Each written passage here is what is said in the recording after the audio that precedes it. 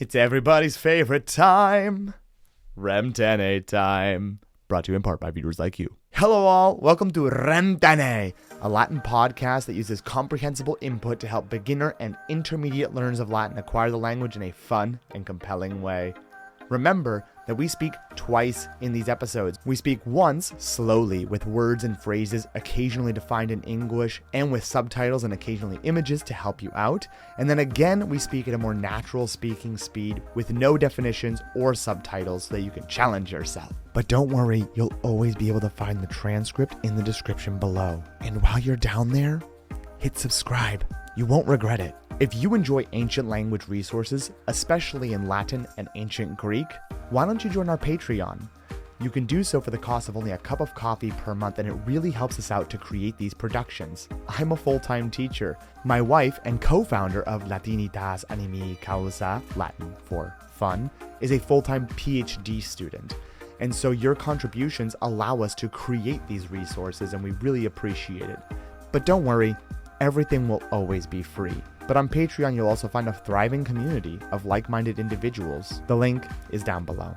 Thank you for joining us, and enjoy the episode. Sat nugarum ad rem. Salvete sodales. Haec series est Rem Tene. Es series sermonum latinorum ad linguam latinam discendam.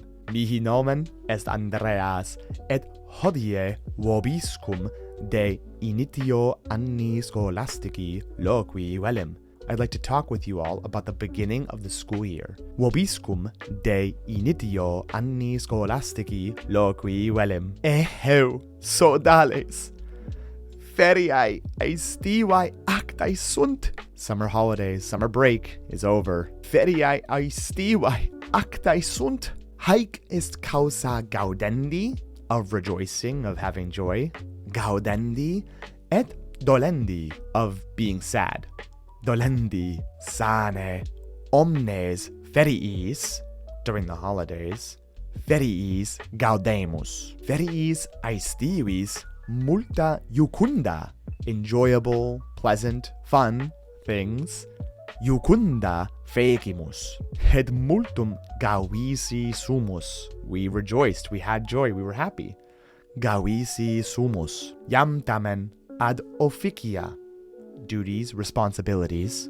Officia redimus. Ut scitis ego sum magister, et multum delector docendo. Discipuli mei sunt optimi, et linguam latinam docere multum me delectat. Hoc anno non solum linguam latinam doceo, sed etiam linguam hispanicam doceo. Et linguam hispanicam docere multum me delectat.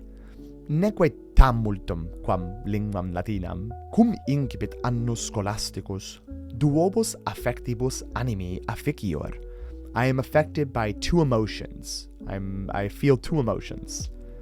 Duobus affectibus animi afficior. Gaudio et anxietate. Eritne bonus annus, erone bonus magister, scione docere, sed et gaudeo.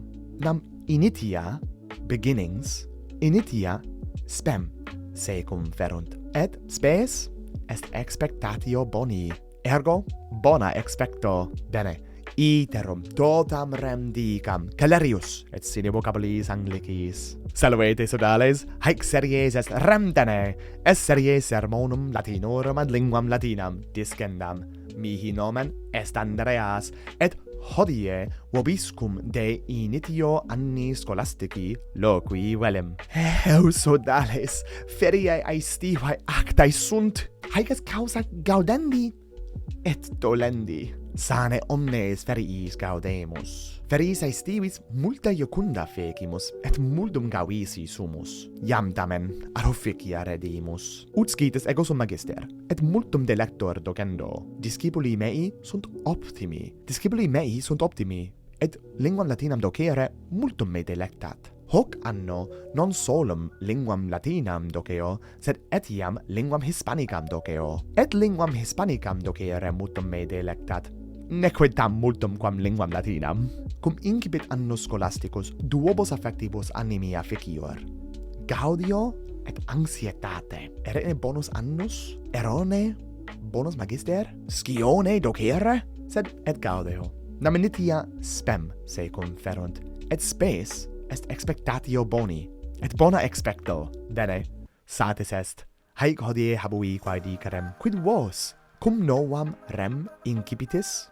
Quid sentidis vos, nobis scaribere potestis, infra inter commentarios, vel etiam apud situm nostrum habesne lac punctum com linea inclinans contact. Volumus audire responsa vestra, ergo scaribite. Gratias vobis agimus, quam nos loquentes auditis, et ut semper, quam maximas gratias agimus patronis nostris apud Patreon. Si vultis fieri patroni nostri, ite ad ligamen, quod infra positum est. Speramus fore ut hoc episodion vobis placiat. Si placuit, spectate hoc episodion. Placebit certe, curate, utem proximum aleatis et memento te sodales, rem tenete, verba sequentur.